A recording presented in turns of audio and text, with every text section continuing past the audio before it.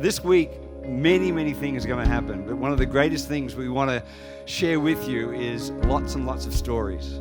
The great thing about that moment just there, to me, great scripture, incredible revelation, but really was the story. We've got 619 churches, but really they are 619 story-building communities.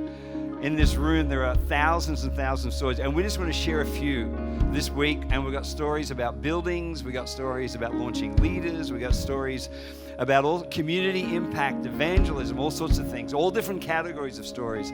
So who wants to be overwhelmed by some great stories?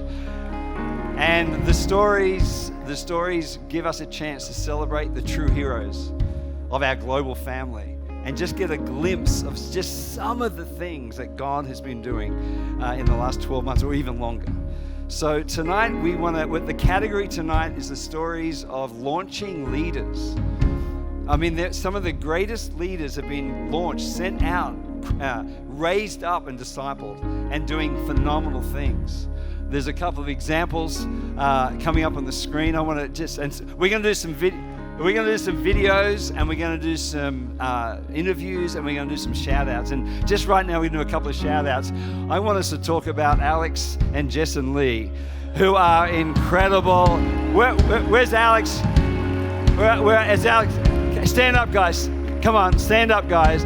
They talk about, come on, give them a big hand. Little Oaks. We love Oaks. Now, leaders are launched in all sorts of circumstances. And there's all sorts of things happening in our churches that pop leaders open. And one of them is transitions. And this is incredible transitions. But what a transition for them to have to step into.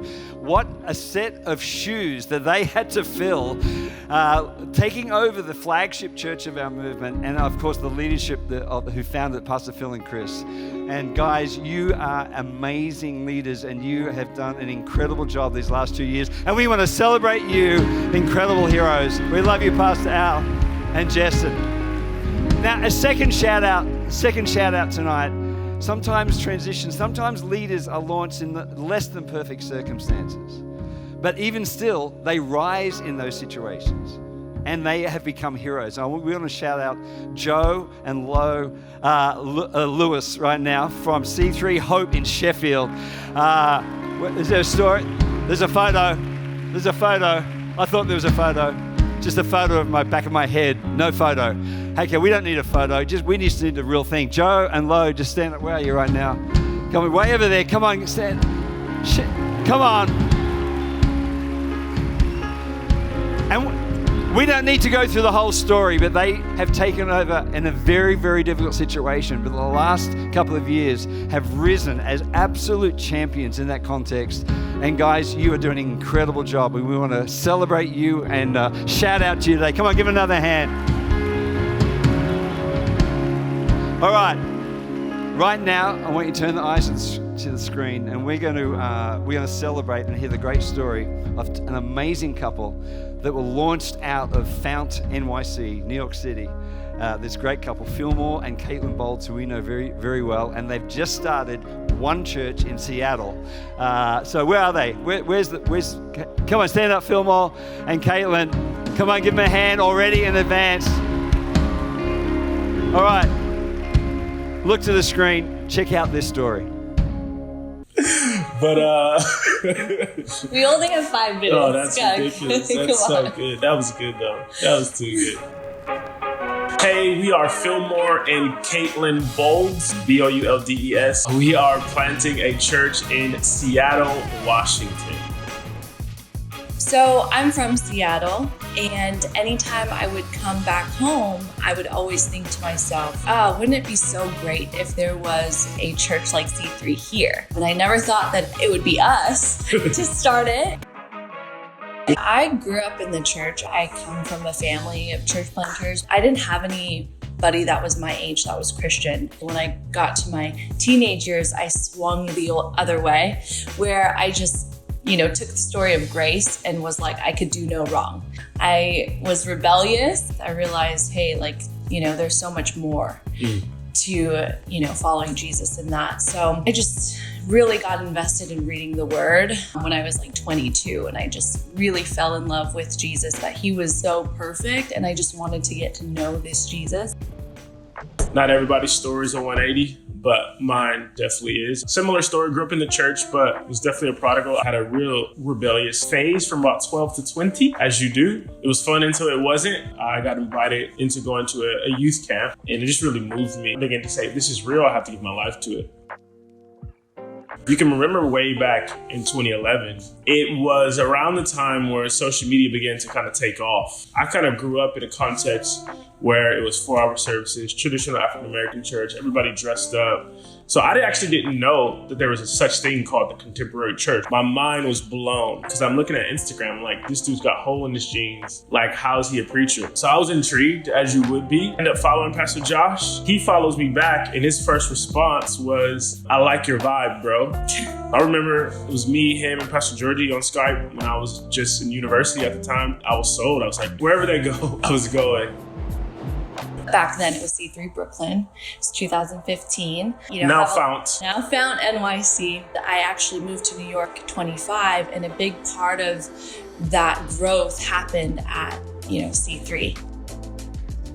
So we both moved to New York, and we didn't necessarily have vision to be pastors, nor to be church planters, or even to be on staff. When I moved to New York, initially it was for work. I think the reason why I stayed had a lot to do with Fount NYC and being surrounded by faith-filled people. I was there for 9 years. The culture that was instilled so well, it was served when your cup is filled and you serve from an outpouring. And I think that is so healthy and so helpful. One of the things that I always say to people that ask me about Pastor Josh and Georgie is the atmosphere that they created was one of faith, vision, and empowerment. It's like an apostolic soil. So you start to believe things about yourself that you didn't even know that you could do. And they start to call things out of you that you didn't really know that were there. This is gonna be good. Through the atmosphere of faith, empowerment, and vision, I first learned discovery of my gifts. I moved in February of 2015. October of 2015, I preached the first sermon. Do the math on that. I don't know how many months that is. And I had no real vision of doing that, but you get to do it, and there was trust there. I'm surprised that they let me preach, like a lot, actually. I feel like now I have a confidence, and I attribute that to Pastor Josh and Georgie.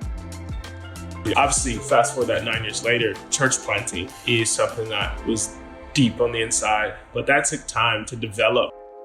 There was a contention point in our engagement. We were really wrestling with the fact that should we get married, should we not? And a big part of that was I really felt like I wanted to go back to Seattle and live. He didn't feel like that. He wanted to be in New York for the rest of his life. There's a point in that when I was praying about it, I felt the Lord really speak to me and revealed that the comfort of Seattle was an idol in my life, the comfort of family. In that moment, I had to let all of that go. The thought of Seattle and living here, let it go. Fast forward 2 years later, then the Lord spoke to him and gave him a few visions and dreams about this city that he just never wanted to live in. You just know when you know. And people would ask us if I ever wanted to church plant, and I would say no, because it just looked hard. And it just never felt like, I'll be a number 2 for the rest of my life. I started to feel about Seattle how I felt about moving to New York, that peace that you really couldn't shake. So that was about 6 to 12 months of just discerning that, and then we got released, and now we're here. We've been in Seattle for 4 months. We feel so confident that God has called us. But now I have a love for it. I have a love for the place. I have a love for the people. I have a love for the culture here. The name of our church is One Church. The vision that we have for the city is for a church that is one and unified in Christ. Our conviction is that Jesus didn't just come to reconcile us back to the Father, but to reconcile us back to one another. We want to call people into the family of God, which is why we call it One Church. Jesus said, I pray that they would be one as he and the Father are one. So I think that's really what we want to aim to be, a church that is known for its love for one another, its love for the city. Speaking life over the city. Undergirding all of that is we really do want to see a revival. If you don't know anything about the Pacific Northwest is one of the most unchurched regions in America. Seattle has this thing called the Seattle Freeze. It's sort of a term that sociologists use to describe Seattle, because if you're from here and people move here, essentially what they do is they freeze you out of the relationship. So you don't really get deep. Our prayer is that we would push back and against the Seattle Freeze, and everyone in Seattle would know that they can find home and family. That's the spirit of C3, connect driven, church that feels like family. So that's our goal. I think it's the truth of God, the presence of God that will bring transformation to people's lives. So I'm stoked. I actually get excited, but I'm like, let's do it. I'm crazy like that though. So you got to be a bit crazy to be effective.